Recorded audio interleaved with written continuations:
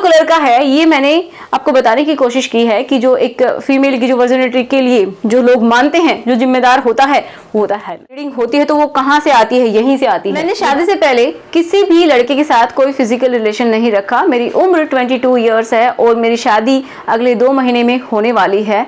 लेकिन जो मेरा जो होने वाला पति है उसकी बहुत ही एक सोच है लड़कियों को लेके कि अगर इस तरीके की लड़कियां होती हैं जिनका जो फर्स्ट टाइम में ब्लीडिंग नहीं होती है तो मतलब वो बहुत ही गलत समझी जाती हैं, बहुत ही अपवित्र माना जाता है और इस चीज़ को लेके वो बहुत ज़्यादा स्ट्रिक्ट हैं। तो मुझे भी डर लग रहा है कि अगर फर्स्ट टाइम में अगर हमने रिलेशन बनाए, सेक्स किया तो पता नहीं ब्लीडिंग होगी या फिर नहीं होगी।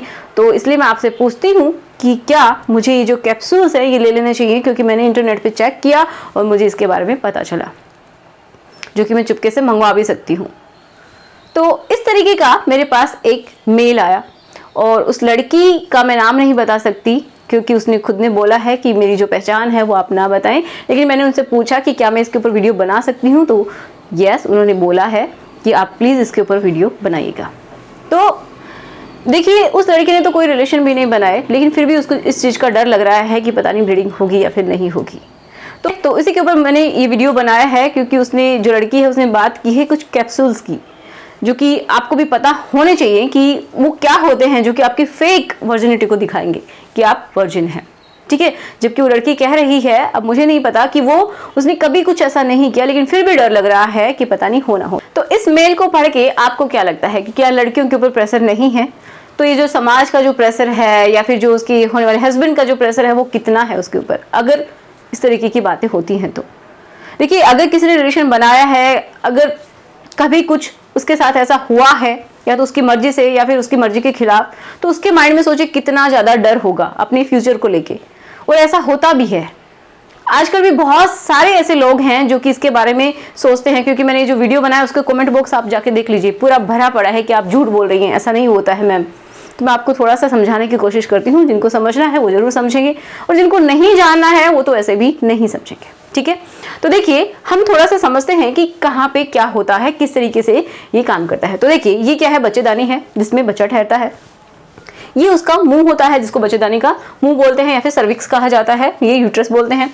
ये एक ट्यूब दिख रही है, ये होती है वजाइना, ट्यूब लाइक स्ट्रक्चर होती है। ये इसका मुंह दिख रहा होगा आपको। ठीक है, तो ट्यूब की जैसे स्ट्रक्चर होती है, ये लगभग 10 सेंटीमीटर के अराउंड हो सकती है, इससे कम, किसी में थोड़ी ज्यादा भी हो सकती है। ठीक है, अब ये आपको येलो कलर का एक दिखाई दे रहा है, तो मैंने इसको यहां बनाया है। ये क्या है? वजाइना का एक होल है, राइट।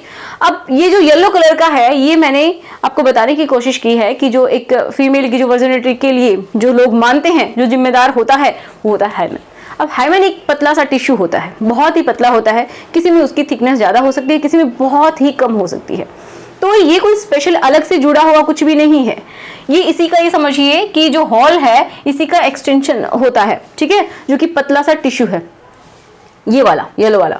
तो जब लड़की बहुत ज्यादा फिजिकल एक्टिविटी करती है तो भी ये ब्रेक हो जाता है। और जैसे जैसे किसी की उम्र बढ़ती है, मान लीजिए जिसकी उम्र 20, 21, 22, 23 हो रही है, ठीक है, तो उसमें ये अपने आप ही धीरे धीरे कमजोर होने लगता है और साइड में होने लग जाता है। कभी कभी इसके टूटने से ब्लीडिंग भी नहीं होती है, उसको पता ही नहीं चलता है कि ये टूट गया है। क्योंकि जब आप हॉर्स राइडिंग करते हैं, स्विमिंग करते हैं और भी बहुत सारी जो फिजिकल एक्टिविटीज होती हैं उनको करते हैं तो भी ये ब्रेक हो जाता है। ठीक है, इसको बनाया ही क्यों था नेचर ने? वो इसीलिए बनाया था कि जो छोटे बच्चे होते हैं कि उनको इतना पता नहीं होता है कि किस तरीके से इस पार्ट की केयर करनी है। तो जब भी वो खेलते हैं तो कुछ भी अंदर ना चला जाए, अपने टॉयज अंदर ना डाल लें बच्चे, तो इस वजह से एक प्रोटेक्शन का काम करता है बच्चों में। लेकिन जैसे जैसे बड़े होते हैं, जवान होते हैं, तो ये अपने आप किसी में टूट जाता है। किसी में जब आप फर्स्ट टाइम जब आप रिलेशन बनाते हो तो टूट जाता है। ठीक है, तो ऐसा नहीं है। मैंने ये भी कह रही हूं कि ये फर्स्ट टाइम रिलेशन बनाने से भी टूटता है, लेकिन फिजिकल एक्टिविटी से भी टूटता है। ये आप अपने दिमाग में रखिएगा। ठीक है, तो इस तरीके से ये क्या हो जाता है? ब्रेक होने का मतलब ये नहीं कि पूरी तरीके से बंद है, जी नहीं, बिल्कुल बंद नहीं होता है। अगर ये पूरी तरीके से बंद होता तो जो पीरियड्स होते हैं, ये जो लेयर होती है, जब पीरियड टाइम में ये निकलती है, ठीक है, जब ब्लीडिंग होती है तो वो कहां से आती है? यहीं से आती है। ये बात अपने दिमाग में रखिए। अगर ये पूरी तरीके से बंद होता तो पीरियड्स भी नहीं आते। अगर किसी को पीरियड्स नहीं आ रहे हैं और उसकी एज मतलब वो टीनेज में पहुंच चुका है, तो एक बार डॉक्टर से जरूर मिलेगा। हो सकता है ये पूरी तरीके से बंद हो तो आपको प्रॉब्लम्स आएंगी, लेकिन ये सब में हो ही नहीं सकता कि पूरी तरीके से बंद हो। ठीक है, तो होल तो होता है, लेकिन ये एक टिश्यू से ढका हुआ होता है, पूरी तरीके से नहीं, इसमें जगह होती है। क्लियर है? अब देखिए, हम बात करेंगे कि जो फेक जो वर्जिनिटी है, कुछ लोग सही होते हुए भी फेक की तरफ भागने की कोशिश करते हैं, जैसे कि ये लड़की। कुछ लोग क्या करवा लेते हैं कि यहाँ की हाइमेनोप्लास्टी करवा लेते हैं, मतलब जो हाइमेन होता है उसको जुड़वाने का काम करते हैं, फेक हाइमेन बनवाते हैं। तो डॉक्टर्स इजीली इस चीज को कर देते हैं, बहुत ही कम समय में हो जाता है। तो क्या आप पहचान सकते हैं कि लड़की जो है वर्जिन है या फिर नहीं है? नहीं पहचान सकते। तो इसलिए अपने माइंड को आप अच्छा रखिए, दिल को अच्छा रखिए और दूसरों का सम्मान कीजिए। ठीक है, जरूरी नहीं है कि जो आपको अगर कोई फेक लड़की पहचाननी है तो आप पहचान नहीं पाएंगे, उसको खुद को ही पता है कि वो वर्जिन है या फिर नहीं है। ठीक है, तो इसकी हाइमेनोप्लास्टी भी की जाती है। अगर आपको ये वीडियो देखना है तो आपको एंड में, वीडियो के एंड में आपको दिख जाएगा, या फिर यहाँ पे आप क्लिक करके देख सकते हैं। अब नेक्स्ट क्या हो सकता है?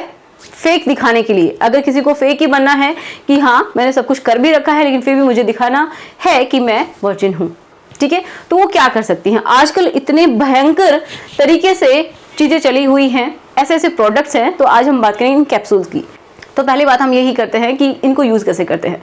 तो जब कोई भी लड़की जब उसको रिलेशन बनाने हैं, ठीक है, इंटीमेट होना है, तो उससे आधा घंटा पहले ये जो कैप्सूल है वो अपनी जो वजाइना है उसके अंदर इंसर्ट कर लेती हैं। जब ये इंसर्ट करती हैं तो ये क्या होता है कि ये जो कैप्सूल्स होते हैं, जिनको ब्लड कैप्सूल्स बोल रहे हैं, ये क्या करते हैं, पूरी तरीके से डिसॉल्व हो जाते हैं अंदर। और जब वो लड़की रिलेशन बनाती है, इंटीमेट होती है, तो ऐसा फील होता है कि वो ब्लड बाहर निकल रहा है। तो क्या अब आप पहचान सकते हैं कि लड़की वर्जिन है या फिर नहीं है? लेकिन क्या ये कैप्सूल यूज करने चाहिए? अब आप इतना सोचिए कि जो कैप्सूल है ये पता नहीं कौन से इनमें केमिकल्स मिले हुए हैं और जो कि डिसॉल्व हो रहे हैं आपके वजाइना के अंदर जाके। तो इतना सेंसिटिव एरिया होता है वजाइना, जिसको आप कोई भी केमिकल दे रहे हो तो उसकी वजह से जो आपका गर्भाशय है उसमें भी दिक्कत हो सकती है, इस दीवारों को भी प्रॉब्लम हो सकती है, आगे आप चल के कंसीव भी नहीं कर पाएंगे अगर आपको दिक्कत हो गई तो। कोई इन्फेक्शन भी हो सकता है, बड़ा इन्फेक्शन भी हो सकता है। ठीक है, तो ये जो केमिकल्स हैं मैं इनके लिए बिल्कुल ना कहूँगी। और जिस मेरे जो सब्सक्राइबर है, जो लड़की है जिसने मुझे ईमेल किया, उसको मैं बिल्कुल बोलूँगी कि अगर आप सही हैं तो आप सही ही रहिए। जिसको जो सोचना है आप उसकी सोच नहीं बदल सकते। आप अपने आप को उसके लिए चेंज क्यों कर रहे हैं जबकि आप बिल्कुल सही हैं? और अगर आपसे कुछ गलती कभी हुई भी है तो भी आपको इस तरीके से कोई कदम नहीं उठाना चाहिए। तो आप ऐसा ना करें। ठीक है, तो अब हम बात कर लेते हैं कि इनका जो कॉस्ट होता है वो कितना होता है। तो इनका जो कॉस्ट है वो बहुत ज़्यादा मिलता है, 2-3 हज़ार से लेके आपको 10 हज़ार तक मिल जाएंगे। अब आप सोचेंगे कि इतना महंगा क्यों? इतना महंगा इसीलिए है क्योंकि आपकी साइकोलॉजी के साथ ये लोग खेलते हैं। इनको पता है कि डर बहुत ज़्यादा है कि कहीं मेरा रिश्ता ना टूट जाए, मेरे माँ बाप की बदनामी ना हो जाए, मेरी बदनामी ना हो जाए। तो इस वजह से उनका जो कॉस्ट है वो भी रखा गया है इसी तरीके का, चाहे उसमें केमिकल्स कुछ भी हों, कोई भी ट्रस्ट नहीं कर सकता। और डॉक्टर तो आपको ये चीज़ बिल्कुल भी प्रिस्क्राइब नहीं करेंगे कि आप ये कैप्सूल ले लीजिए। ऑनलाइन आप लेते हैं जिसका आपको हो सकता है पता ही ना हो कौन सी कंपनी का है, क्या इसमें केमिकल है, कुछ नहीं पता। तो इसी वजह से इसका कॉस्ट भी वेरी कर जाता है।